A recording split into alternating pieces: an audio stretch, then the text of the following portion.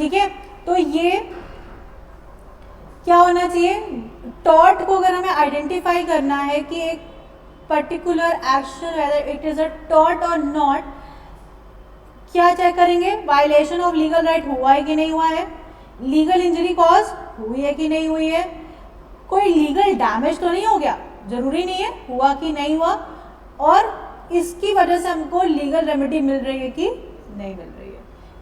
This is a basic test to identify tort.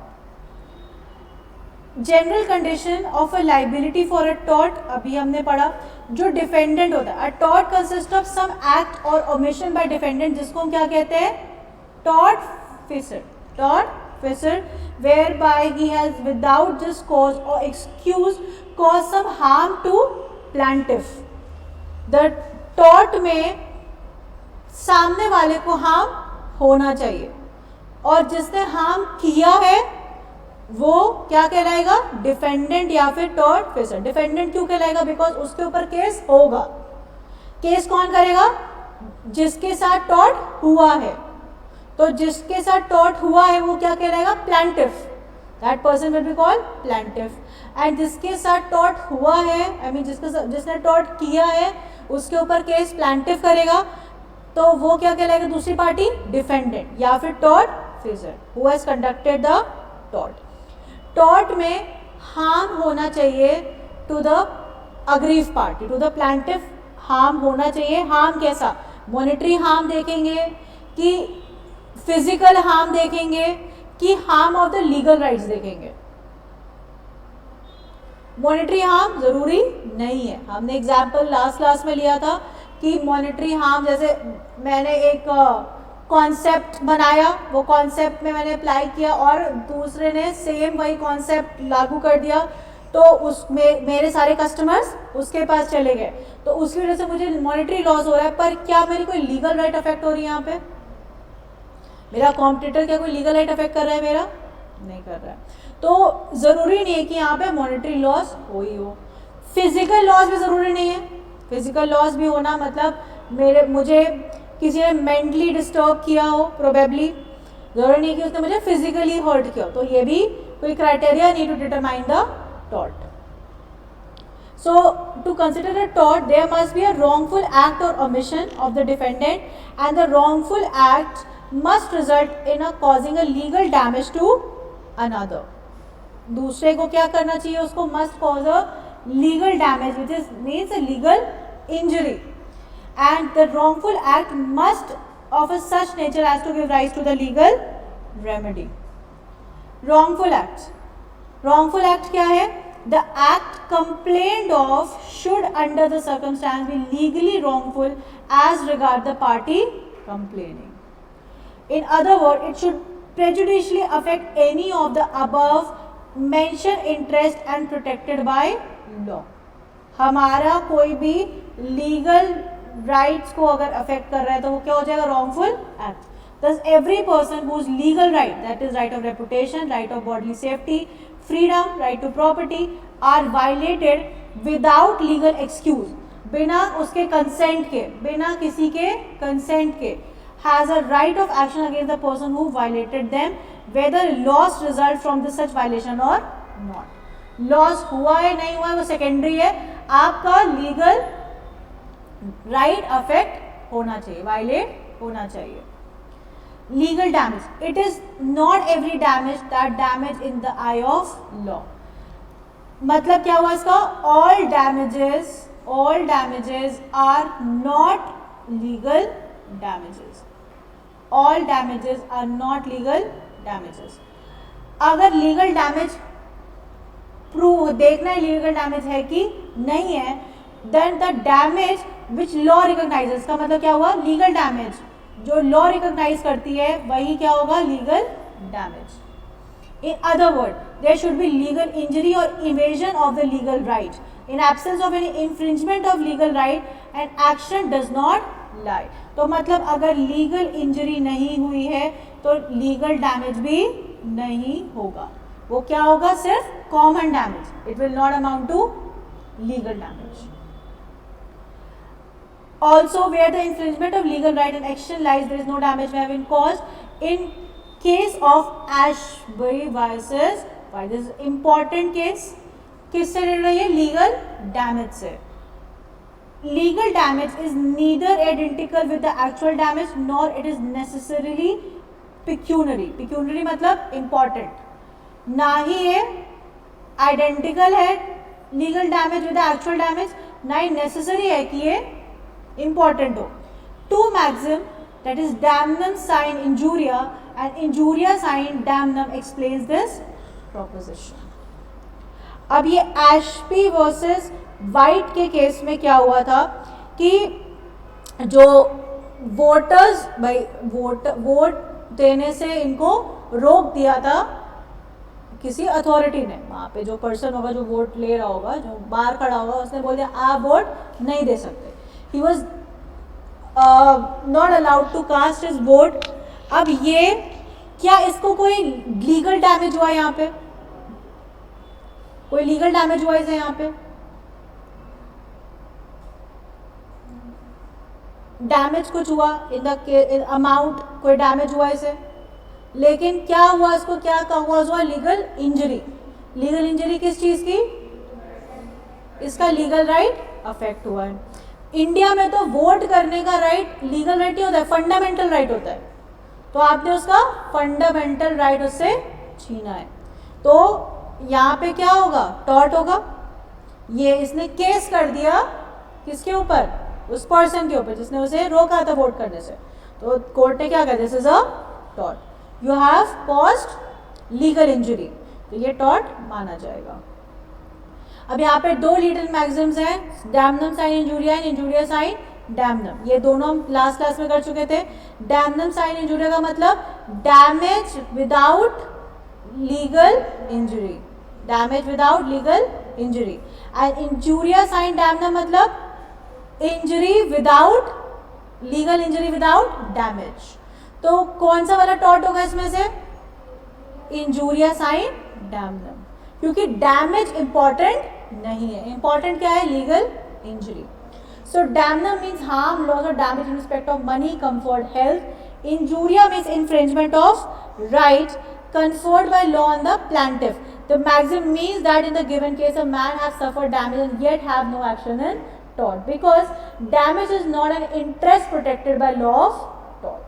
Damage नहीं guarantee करती है tort, damage guarantee नहीं करती. वो कहती है कि अगर आपकी लीगल राइट अफेक्ट हुई है तो बात करो, तो आप केस कर सकते हो, तो उसको tort कहेंगे. कोई डैमेज हुआ है तो उसको हम tort नहीं मानेंगे. Therefore, causing damage, however substantial to another person, is not actionable in law unless there is also violation of legal right of the plaintiff. Example क्या दिया हुआ? Whether damage results from an act done in a exercise of legal right. Thus, if I own a shop and you open a shop in the neighborhood, as a result which I lose some customer and my profit falls off. यहाँ मुझे damage तो हो रहा है, मेरा monetary loss हो रहा है, पर मेरा कोई लीगल राइट अफेक्ट नहीं हो रहा है. ये किस केस में था? Gloucester grammar school. This is also important case law. इसने एक और ग्रामर स्कूल खोल दिया था उनके सामने, जिसमें इसने कहा कि मुझे क्या हो रहा है? डैमेज हो रहा है. उसने भी स्कूल खोल लिया जिसकी वजह से. तो कोर्ट ने क्या कहा होगा कि ये कोई आपका कोई लीगल राइट अफेक्ट हो रहा है? उसने कहा नहीं, तो ये टॉर्ट नहीं है. Injuria sign damnum. Injuria sign damnum में कह रहे हैं where there is injury without damage, where there is no damage result yet it's an injury or a wrong in a tort, where the infringement of legal right not resulting in harm but plaintiff can still sue in tort. जैसे trespassing, somebody has access to your property without your permission. He has not caused you any injury, any damage, but he has violated your legal right. मतलब कोई आपके घर में घुस गया आपसे बिना पूछे, तो वो क्या होगा? tort. That will amount to tort. Some right and interest are so important that their violation is an actionable tort without proof of damage. Some rights and interests are so important. Like thus, where there is an invasion of absolute private right of an individual, there is an injuria, and the plaintiff action will succeed even if there is no domnum or damage. अगर damage नहीं भी है और अगर उसका कोई legal right affect हो रहा है तो that will amount to tort. Injurious in domino covers such cases and action lines which right is violated even though no damage has occurred. Thus, the act of trespassing upon another's land is actionable even though he has not caused the plaintiff even the slightest harm.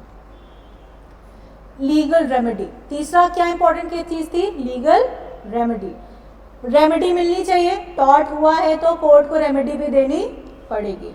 So legal remedy, the third condition of liability for tort is a legal remedy. This means that to constitute a tort, the wrongful act must come under the law. जो wrongful act है वो as per tort होना चाहिए। The main remedy for tort is an action for unliquidated damage. Unliquidated का मतलब क्या होता है? Which is unestimated, जिसका estimate हमने नहीं किया हुआ है। अगर हम बात करें कॉन्ट्रैक्ट की, if you talk about contract act, contract act में अगर ब्रीच ऑफ कॉन्ट्रैक्ट होता है तो हमको क्या मिलता है? अनलिक्विडेटेड डैमेज या liquidated damage? Will get liquidated damage. Liquidated मतलब हमने जो मार्केट प्राइस था माइनस कॉन्ट्रैक्ट प्राइस लिखवाया था आपको कॉन्ट्रैक्ट एक्ट में। डैमेज जब ब्रीच ऑफ कॉन्ट्रैक्ट होता था, ब्रीच ऑफ कॉन्ट्रैक्ट जब टॉपिक पढ़ा था उसमें दो तरीके के ब्रीच होते हैं, एंटिसिपेटरी और एक्चुअल। तो क्या पढ़ाया था उसमें? अगर अमाउंट ऑफ डैमेज निकाले तो कैसे निकालोगे? Market price on the date of breach and the contract price जो होगा उसका डिफरेंस क्या हो जाएगा? आपका अमाउंट ऑफ डैमेज। तो ये एज पर कॉन्ट्रैक्ट डिटरमाइंड था पहले से कि अगर आपने ऐसा नहीं किया तो आपको इतना डैमेज मिलेगा। तो ऐसे डैमेजेस को हम क्या कहते हैं? जो डिटरमाइंड होते हैं वो क्या कहते हैं? Liquidated damage. और जो डिटरमाइंड नहीं होते, जो डिटरमाइन कौन करेगा? कोर्ट। This will determine by the court. यहाँ पे कौन डिटरमाइन कर रहा है? Contracting parties. वहाँ पे कौन डिटरमाइन कर रहा है? Court, as per the fact of the case. हर केस में डैमेज अलग अलग होगा। तो इसको इसलिए टॉर्ट में कैसा डैमेज मिलता है? Unliquidated damage which will be determined by the court. Although some other remedy like injunction, injunction बताया था। इंजक्शन क्या होता है? इंजक्शन बताया था जब हमने ब्रीच पढ़ा था, डिस्चार्ज ऑफ कॉन्ट्रैक्ट पढ़ा था, तो रेमेडीज पढ़ी थी। उसमें क्या क्या रेमेडीज मिलती हैं हमको? क्या क्या रेमेडीज मिलती हैं?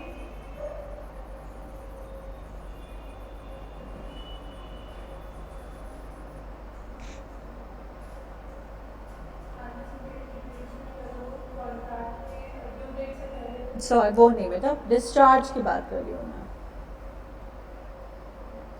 रेमेडी फॉर ब्रीच में हमने पढ़ा था ना, स्पेसिफिक परफॉर्मेंस करा सकते हैं, सूट फॉर इंजक्शन कर सकते हैं, डैमेज क्लेम कर सकते हैं, लिखवाया था।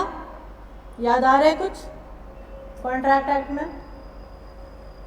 भूल गया सब? इंजक्शन, इंजक्शन में हमने क्या पढ़ा था? इंजक्शन में ये था कि आप रोक लगाना। इंजक्शन मीन्स कोर्ट से आप ऑर्डर लोगे कि ये रोक लगा दे। जैसे मान लो मेरे घर के बाहर, मतलब बाहर क्या मतलब मेरे पड़ोस में कोई बहुत देर तक रात भर म्यूजिक बजाता है जिसकी वजह से मैं सो नहीं पा रही हूँ। तो ये क्या है? कोई मुझे कोई लॉस हो रहा है, यहाँ पे कोई डैमेज हो रहा है? नहीं। पर क्या अफेक्ट हो रहा है मेरा?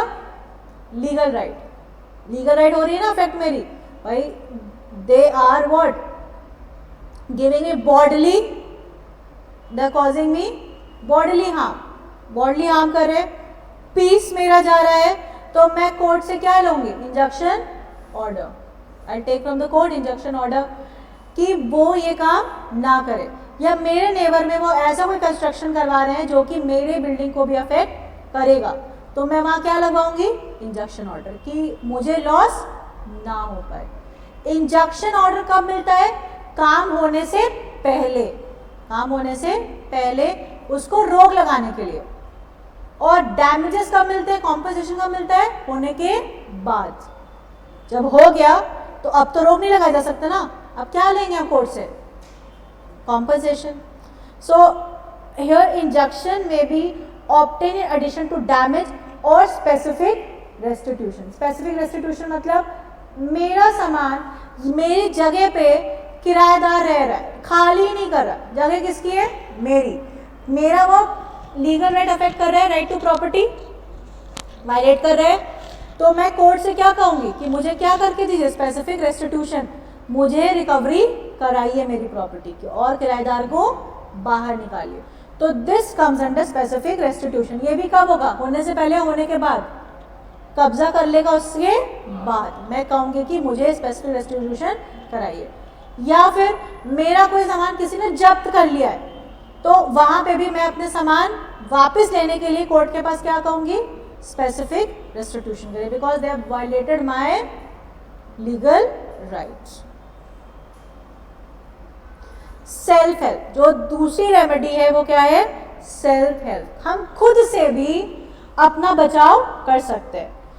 पहले हमने अपना बचाव कर लिया, फिर कोर्ट उसको कहेगी कि ठीक है, तुमने टॉर्ट से बचने के लिए ये एक्शन लिया था, ये सही है। मान लो कोई मुझे मारने आ रहा है, तो मैं अपने बचाव के लिए अगर मैंने उसको भी मारा, तो क्या कोर्ट मुझे कहेगी तुमने भी टॉर्ट किया है? मैंने क्या बोला? मैं तो सेल्फ डिफेंस में किया है। अगर वो उसने नहीं किया होता तो मैंने भी नहीं किया होता। This is a self defence.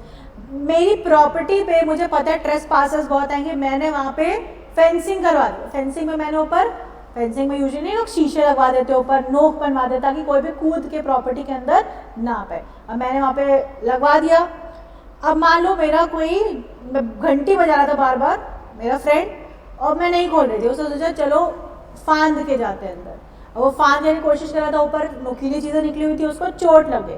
तो क्या वो मुझ पर केस करेगा टॉर्ट का कि आपने ऐसा ऐसा ऐसा कौन करवाता है? कौन भी प्रॉपर्टी में ऐसा करवाता है? मान लो इमरजेंसी हो, कुछ भी हो, तो कोर्ट क्या कहे? कोर्ट क्या कह रही है? वो अपनी प्रॉपर्टी प्रोटेक्ट कर रही है, she is protecting her property. तो ये प्रॉपर्टी प्रोटेक्ट करने के लिए अगर उसने कुछ भी ऐसा सेल्फ हेल्प किया है तो that will not amount to tort. Okay,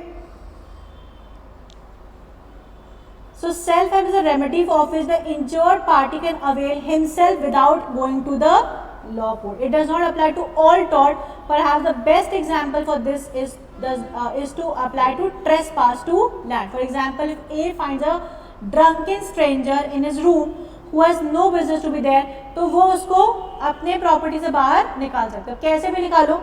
धक्का दे के, बॉडीगार्ड बुला के। अब वो कल को कहे कि अरे हमको इसने धक्का दिया, सिक्योरिटी बुला के मुझे बाहर फेंकवाया, इन्होंने मेरे साथ टॉर्ट किया, she has caused a bodily harm to me. Bodily harm किया ना, मैंने उसकी बॉडी सेफ्टी को इंजर किया, तो उसने मुझ पे उल्टा केस कर दिया कि टॉर्ट किया मेरे साथ। She has violated my legal right of bodily safety. तो लॉ के कोर्ट क्या कहेगी इस केस में? मुझे पनिशमेंट देगी, उसको पनिशमेंट देगी, सामने वाले को, कि आपने क्यों ट्रेस पास किया? आपने ट्रेस पास किया जिसकी वजह से उसने सेल्फ हेल्प रेमेडी ली, उसने आपको वहां से बाहर निकलवाया। तो दिस इज नॉट टॉर्ट, आपने टॉर्ट किया ना कि उसने। तो this is how the remedy is determined. Mains Riya, mains रिया का मतलब होता है, mains Riya is a Latin word which means guilty mind. Mains Riya means guilty mind. How far guilty mind of person is required for liability for tort. I mean कितना guilty mind होना चाहिए कि वो tort में आए, वरना ज़्यादा guilty mind होगा तो वो क्राइम हो जाएगा ना।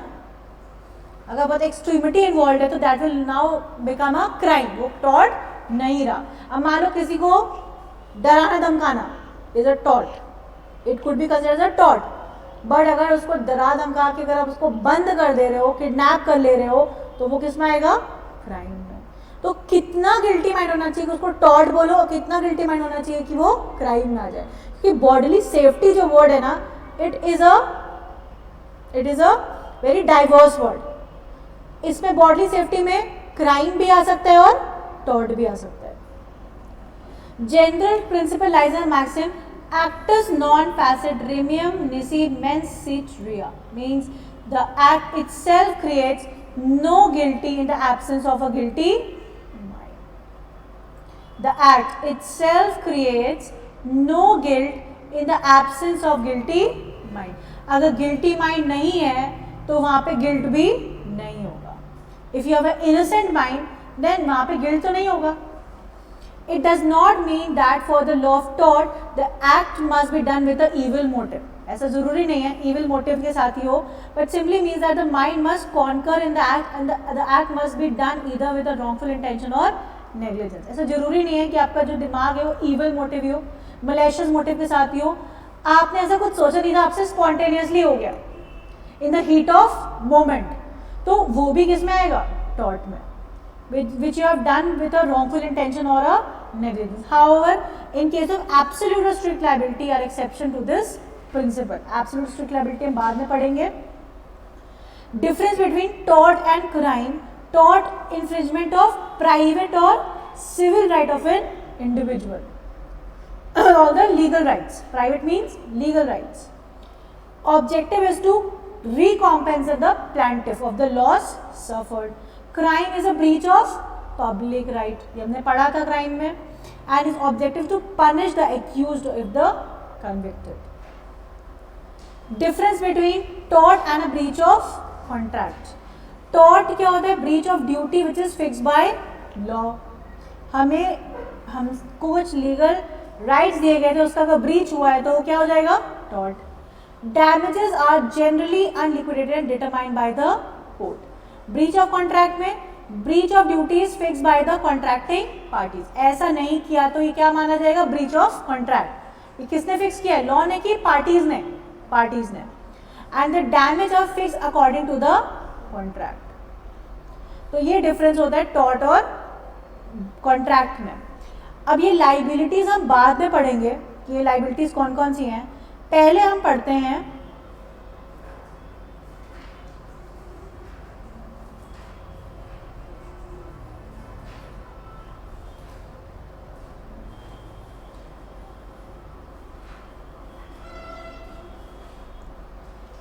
कि कौन कौन से टॉर्ट्स हैं, क्या क्या टॉर्ट्स आते हैं. टाइप्स ऑफ टॉर्ट्स पढ़ते हैं. चलो let's start with kinds of wrongs which are styled as injuries to person of an individual. क्या क्या है? Battery, assault, bodily harm, false imprisonment, malicious prosecution, nervous shock and defamation. These are the torts or wrong to personal safety and freedom. दो legal rights आ गई इसमें. कौन कौन सी? Bodily safety और freedom. ये उससे रिलेटेड टॉर्ट्स हैं. सबसे पहला है बैटरी. बैटरी क्या होता है? बैटरी होता है कि जैसे मान लो आई एम ट्रैवलिंग इन अ बस. ठीक है, आई एम ट्रैवलिंग इन अ बस एंड अब होता क्या, बस में लोग चढ़ते जाते हैं अलग अलग स्टॉप पे. अब वो लोग चढ़ते गए, भीड़ बढ़ती गई. I was standing in the bus and अचानक से इतनी भीड़ बढ़ गई कि प्रेशर क्रिएट होने लगा. तो अब मान लो मैंने उस सामने वाले को कहा कि भैया थोड़ा साइड हो जाइए, धक्का लग रहा है. उसने कहा कि हम साइड नहीं होंगे. तो मैंने कहा कि भैया हो जाइए, मतलब खड़े होने की जगह नहीं है. तो उसने मुझे पुश किया कि अब जगह बन गई. तो ये जो उसने मुझे पुश किया है ये किस में आएगा? This will come under battery. इससे मुझे कोई मतलब ऐसा कुछ मुझे इंजरी नहीं हुई, मेजर इंजरी, बट कॉलर पकड़ना, किसी को पुश करना, फिजिकली टच करना किसी पर्सन को विल अमाउंट टू बैटरी. कोई भी एक्ट जिसमें आप किसी को फिजिकली टच कर रहे हो that is battery without causing any injury या without causing any injury. Assault होता है उसने मुझे धमकी दी, नहीं करेंगे तो बताओ क्या कर लोगे. तो मैंने कहा कि भैया नहीं करेंगे तो फिर अब कैसे जगह बनेगी. उसने कहा अगर दोबारा मुझसे बोला तो फिर देख लेना. ये क्या हुआ? असॉल्ट. मुझे उसने मेंटली धमकी दी, मतलब मेंटली मुझे प्रेशर क्रिएट किया. वो किस में आता है? असॉल्ट. फिजिकल टच नहीं हुआ पर डराया धमकाया, that is assault. Bodily harm अपने आप में बता रहे, थप्पड़ जड़ दिया, that is bodily harm. They have caused a bodily harm. False imprisonment. अच्छा पहले नर्वस शॉक समझ लो. नर्वस शॉक क्या हुआ?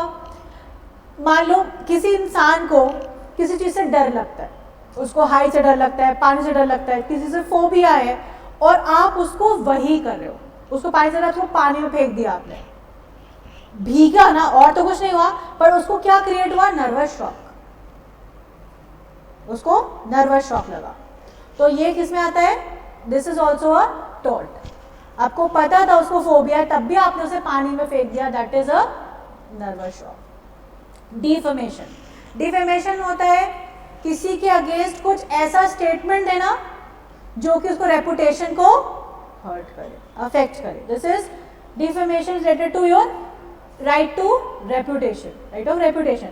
इंडिया में डिफेमेशन दो टाइप्स के होते हैं, एक होता है लिबिल, लिबिल, और दूसरा होता है slander. Two types of defamation is recognized by law. One is libel and another is a slander. Difference क्या है लिबिल और स्टैंडर्ड में? ये होता है परमानेंट नेचर का, this is of permanent nature, and आपने डिफेमेशन कर दिया, उसको आजीवन उसका कलंक लग गया। आपने उसकी कोई वीडियो बना के अपलोड कर दी ऑन सोशल मीडिया, अब पूरी दुनिया में वो चीजें देख ली गई, अब इसको हटाए, मतलब it is called a permanent defamation of that person. Okay, verbally करते तो वो स्लैंडर में आता है, जो टेम्पररी होता है, which is of temporary nature, जो रिकॉर्डेड नहीं है, जो कि कुछ समय बाद लोग भूल जाते हैं, लेकिन किसी को आपको रिकॉर्ड कर दिया, लिख दिया, रिटन फॉर्म में कर दिया, वो कैसा हो जाता है, परमानेंट। अगर चक दे इंडिया मूवी देखिए, चक दे इंडिया में उस सब ने दीवार के बाहर लिख दिया ना, तो वो क्या हो गया, दैट इज अ लिबिल, जो उसके साथ हमेशा के लिए लग गया, cause a defamation on that person, is of a permanent nature, तो ये टॉर्ट में आता है। और स्लैंडर, आपने किसी को वर्बली बोला कि तुम चोर हो, पर ये परमानेंट नहीं हुआ ना, टेम्पररी है कि आपने वर्बली उसको बोल दिया, तो हो सकता है ना भी हो, तो ये किस में आता है, डिफेमेशन में। फॉल्स इम्प्रिजनमेंट, फॉल्स इम्प्रिजनमेंट मतलब किसी को डिटेन करना, किसी को डिटेन करना बिना किसी अथॉरिटी के, बिना लीगल अथॉरिटी किसी को डिटेन करना। जैसे मान लो मैंने अपने बच्चों को बोला, ठीक है, कि आप घर से बाहर मत निकलना, घर से बाहर निकलोगे तो थप्पड़ पड़ेगा, ठीक है। अब मैंने क्या किया, उनकी लिबर्टी, उनकी फ्रीडम को अफेक्ट किया। ऐसा थोड़ा ना कि पेरेंट है तो बंद ही कर देंगे कमरे में, बाहर निकलना तो फ्रीडम है ना, दिस इज योर राइट। या मेरे हस्बैंड या मैंने अपने हस्बैंड से कहा कि ज़रूरत होगी तो मुझे बताना, मैं ले आऊँगी, तुमको निकलने की ज़रूरत नहीं है बिना मुझसे पूछे। ये क्या है, this is what you are affecting your their legal right, right of freedom. ये किसमें आता है, फॉल्स इम्प्रिजनमेंट में। अगर कोई इंसान किसी को फॉल्सली डिटेन करता है, जैसे अभी जब आपका आर्टिकल 372 हटा था जम्मू कश्मीर से, तो वहाँ के बहुत सारे जो अथॉरिटीज़ थे, जो वहाँ के लोकल नेता थे, उनको क्या कर दिया, नज़रबंद कर दिया गया था, डिटेन कर दिया गया था उनके घरों में। लेकिन वो डिटेंशन टॉर्ट में नहीं आया, क्यों, क्योंकि वो लीगल अथॉरिटी के साथ किया गया था। यहीं पे अगर पुलिस किसी को ज़बरदस्ती घर में बंद कर देती है तो वो किस में आता है, बिना किसी अथॉरिटी का अगर आता है तो फॉल्स इम्प्रिजनमेंट। अथॉरिटी के साथ आए हैं तो इम्प्रिजनमेंट, बिना अथॉरिटी के बंद कर रहे तो फॉल्स इम्प्रिजनमेंट, वो टॉर्ट में आएगा।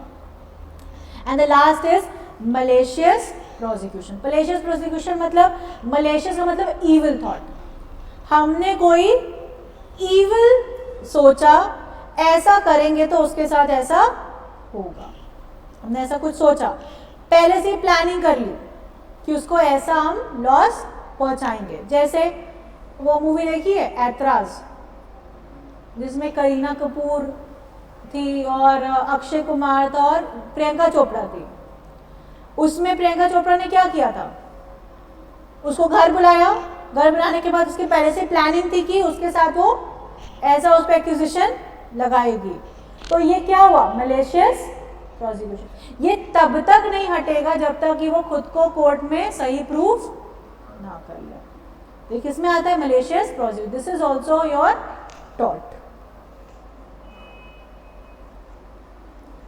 So battery is any direct application of force to a person of another individual without his consent or lawful justification is a wrong of battery. To constitute a tort of battery, therefore two things are necessary: use of force, मतलब धक्का देना किसी को, उस पर कोई force, जैसे collar पकड़ना, धक्का देना, and how trivial it may be without the plaintiff consent and without any lawful justification. यहाँ पे कोई लॉफुल जस्टिफिकेशन हो कॉलर पकड़ना, जैसे अगर आपने दोस्त की, आपने लड़ाई में स्कूल में होता था नहीं, लड़के ऐसे कॉलर पकड़ लेते थे या धक्का दे देते थे, वो सब किस में आता है? This will amount to battery. Even though the force is used very trivial, मतलब भले कम हो, हल्के से धक्का दिया, पर वो आपने केस कर सकता है क्योंकि उसका कंसेंट के बिना आपने उसको छुआ ना, उसके कंसेंट में आपने उससे फोर्स अप्लाई किया है, भले कम हो, हल्के से धक्का दिया हो, पर ये वो कर सकता है, भले कोई हार्म हुआ है ना। हार्म किस में आएगा? बॉडीली हार्म में। यहाँ पे जरूरी नहीं कि कोई इंजरी हुई हो, पर अगर आपने उस पर फोर्स अप्लाई किया है तो वो बैटरी में आएगा। The wrong is committed thus even to touch a person in anger or without any lawful justification is a battery. समझ में आया बैटरी क्या होती है? Assault. Assault is any act of defendant which directly cause the plaintiff immediately to apprehend the contact with his person. क्या कह रहे हैं कि directly cause the plaintiff immediately to apprehend a contact with his person. Thus, when the defendant by his act creates an apprehension in the mind of plaintiff that he is going to commit a battery against him, जैसे धमकी देना कि नहीं करोगे तो चाटा लगाएंगे, नहीं किया तो देख लेंगे, ये सब क्या होता है? This is assault. उसके माइंड में इमेज क्रिएट करना, डर पैदा करना। The law of assault is substantially the same as that of battery except that apprehension of contact. यहाँ पे कोई contact नहीं हुआ है पर आपने बोला है, धमकी दिया है, तो ये अब assault में आएगा। When a person is hit from behind, to point a loaded gun at a plaintiff or to shake first under his nose or to curse him in a threatening manner or to aim a blow at him which is anticipated or to surround him with a display of force is to assault him clearly if the defendant by his act intend to commit a battery and plaintiff appends it is an assault. किसी को ऐसे दिखाना कि हम मुक्का मार देंगे पर मारा नहीं है, शो करना, थप्पड़ लगा देंगे पर नहीं किया, ये सब क्या होता है? ये सब असॉल्ट में आता है। वर्बली किसी को बोलना, ये भी असॉल्ट में आता है। पॉइंटिंग गन, चलाया नहीं है पर you pointed gun, this is also assault. Bodily harm, a wilful act of defendant calculated to cause physical harm to a plaintiff and in fact causing physical harm to him is a tort. Physical harm किया तो क्या होगा? Bodily harm and tort. False imprisonment consists of in the imposition of total restraint from some period. रोकना, उसको कुछ रोक के रखना. However, short upon liberty of another without sufficient lawful justification. It means unauthorized restraint on a person's body. What happens in a false imprisonment is that person is confined without certain limits so that he cannot move about and so his personal liberty is infringed. वो कहीं आ जा नहीं सकता है तो उसकी personal liberty infringe हो रही है. It is a serious violation of person's right and liberty, whether being confined within the four wall or being prevented from leaving a place where he is. मतलब उसको चार दीवार के अंदर कैद करना या जहाँ है वहां से बोलना यहाँ से बाहर निकल सकते हैं, ये सब किस में आता है? In false imprisonment. By a threat of force from him leaving his own house or an open field, there is a false imprisonment. यहाँ पे क्या कह रहे हैं कि a man is restrained by threat that अगर तुम यहाँ से निकले तो मैं तुम्हें घर से बाहर निकाल दूंगा हमेशा के लिए. तो ये भी क्या है? false imprisonment. Malicious prosecution. Malicious prosecution consists in instigating judicial proceeding against another malicious without reasonable probable cause which terminate in favor of that other, which results in damage of his reputation, personal freedom or property. These are the essential elements of this tort. There must be prosecution of the plaintiff by the defendant. गलत case किया हो सामने वाले ने, जैसे प्रियंका चोपड़ा ने उस पर गलत केस किया था, दूसरे ने उस पर गलत केस किया हो. There must be want of reasonable and probable cause of that prosecution. Okay, the defendant must have acted maliciously with an improper motive. सामने वाले को गलत साबित करना अंत तक, जब तक कि उसको जस्टिस ना मिल जाए. The plaintiff must have suffered damage as a result of prosecution. And damage कैसा, उसकी बेइज्जती हुई, डैमेज हुआ उसको, and the prosecution must have terminated in favour of the plaintiff. Damage कुछ भी हो सकता है, डैमेज हो सकता है उसको जॉब से निकाल दिया गया, जैसे उस मूवी में उसको उसके बॉस ने काम से निकाल दिया था, जॉब से निकाल देना, घर से निकाल देना, सोसाइटी से निकाल देना, ये सब भी किस में आते हैं, डैमेज में। To be actionable the proceeding must have been instigated actually by the defendant. If the merely state the fact as he believed them to policemen or magistrate, he is not responsible for any proceeding which might ensue as a result of action by such policeman or magistrate on his own initiative. So यहाँ पे क्या कह रहे हैं कि to be actionable the proceeding must have been instigated actually by the defendant. Defendant ने जिसने tort commit किया है उसने suit file किया होना चाहिए। And if he merely states the fact, उसने सिर्फ पुलिस के सामने ऐसा कहा या मजिस्ट्रेट के सामने ऐसा कहा जाके कि ऐसा ऐसा हुआ है, और as he believes them to a policeman or a magistrate, he is not responsible for any proceeding which might ensue as a result of action by such policeman or magistrate on his own initiative. अब police वाले ने और अगर magistrate ने भरोसा कर लिया कि हाँ ऐसा हुआ होगा, तो फिर कोर्ट में जाने की जरूरत नहीं है उसको, डिफेंडेंट को। तो वो कौन करेगा ऐसा, केस कौन करेगा, मजिस्ट्रेट या पुलिस। तो वो भी किस में आता है, टॉर्ट में।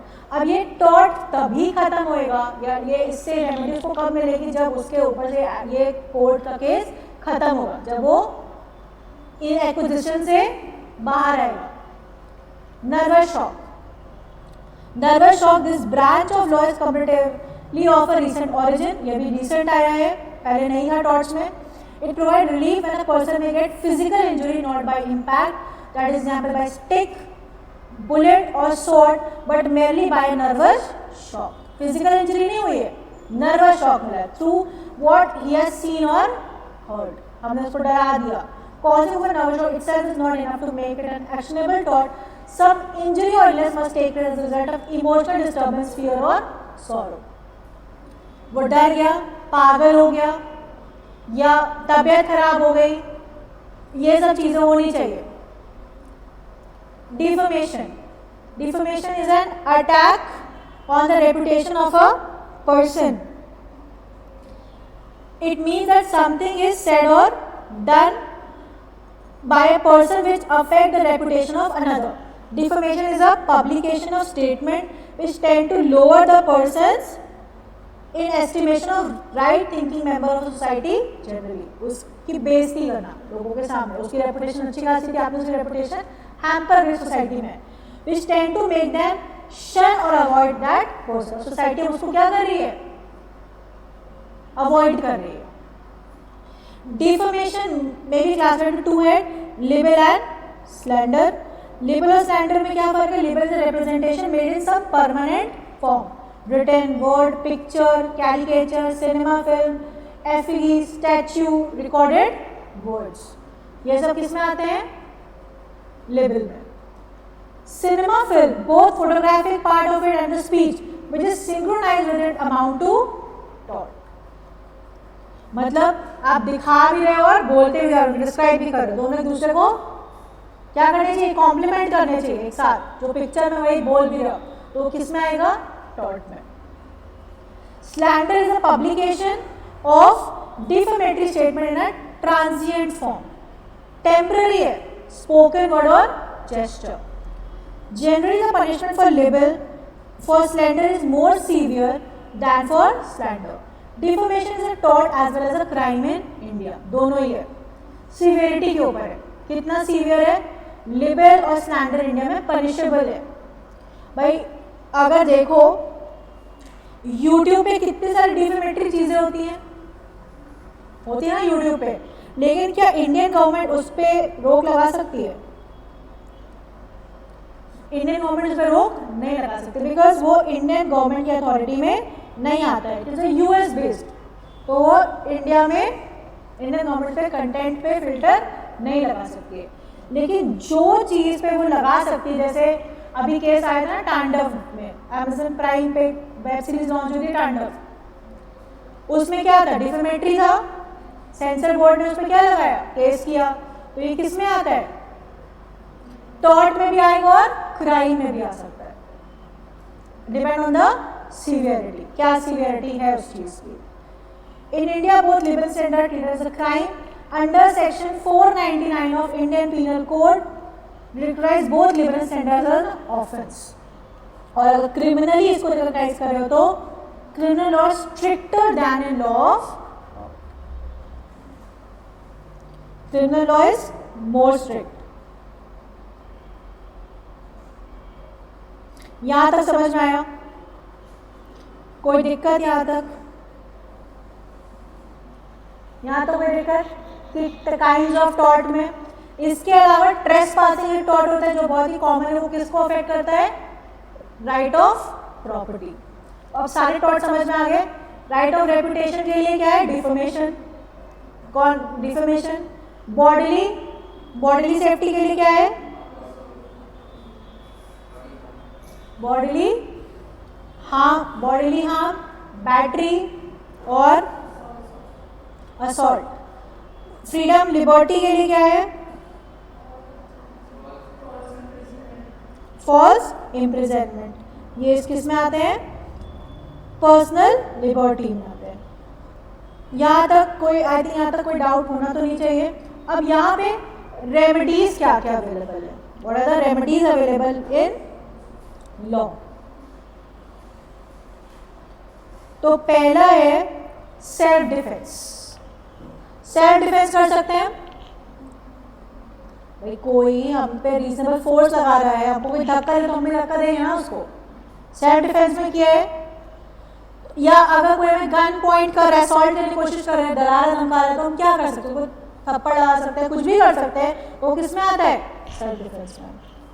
Prevention of trespass. ट्रेसपास को प्रिवेंट करने के लिए हम उस इंसान को बाहर निकाल सकते हैं फोर्सफुली अपनी जगह से। हम बाउंड्री क्रिएट करा सकते हैं कि एंटर ना करे। ये सब किसमें है? प्रिवेंशन ऑफ ट्रेसपास में। इसके अलावा री एंट्री ऑफ लैंड। री एंट्री ऑफ लैंड मतलब if a person is wrongfully disposed of land, may take repossession of that land if he can do so in a peaceful and reasonable manner। हमने अपनी property को वापस से कब्जा कर लिया, दूसरा कोई वहां पे था, उसको निकाल के हम वहां पे आ गए। किराएदार नहीं कर रहा था, किसकी जमीन थी? वो हमारी थी, तो हमने उसको बाहर निकाल के वहां पे वापस से आ गए। That is re entry of land. Recaption of goods. Recaption of goods में क्या आता है? गुड्स मतलब वापस से गुड्स को हासिल करना दूसरे के पोजेशन से। So it is neither a crime nor a tort for a person entitled to possession of a chattel. Chattel means होता है apart from this your property, कोई भी गुड्स, लैंड को छोड़ के कोई और goods, to take it either peacefully or by use of reasonable force. छीनना, अपनी वापस से पोजेशन रीगेन करने के लिए, वो किस में आता है? रिकैप्शन ऑफ गुड्स में। Abatement of nuisance.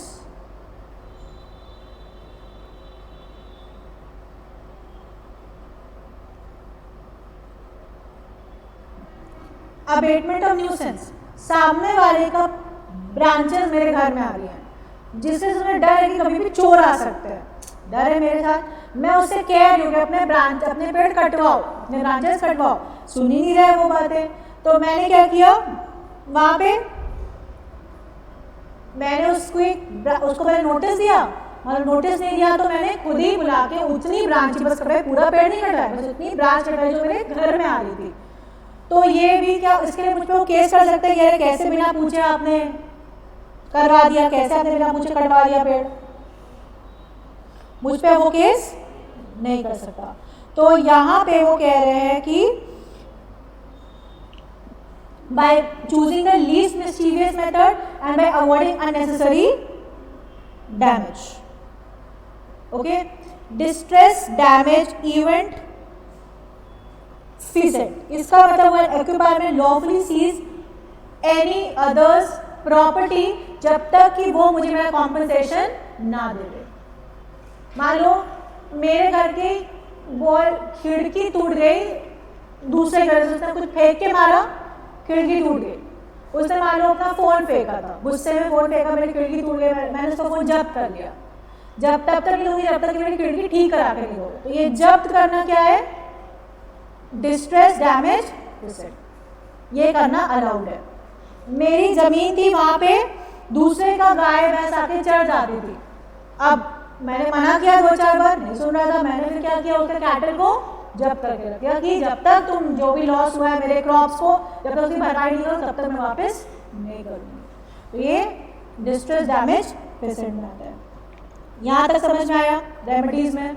So N occupier में लॉफुली सीज एनी कैटल और चैटल, कोई सामान, कोई कैटल को भी और चैटल मतलब कोई सामान भी, which is unlawfully on his land doing damage there and detain them until compensation of the damage is paid. Until the compensation of damage is paid. तो हम तब तक उसको सिक्योर करके रख सकते हैं। क्लियर? तो ये किस में आता है आपका? These are the remedies. These are the one of the remedies available of the self help. जो सेल्फ हेल्प रेमेडीज है और जो लॉ जो भी रेमेडीज देती है वो हमने यहाँ पे देखा। इसके अलावा ये बची है लाइबिलिटीज, जो हम नेक्स्ट क्लास में करेंगे। 3 टाइप्स की होती हैं। एक होता है विसेरियस, दूसरा होता है विसेरियस ऑफ स्टेट और तीसरा होता है strict absolute liability. Next class में स्टार्ट करेंगे। Thank you so much.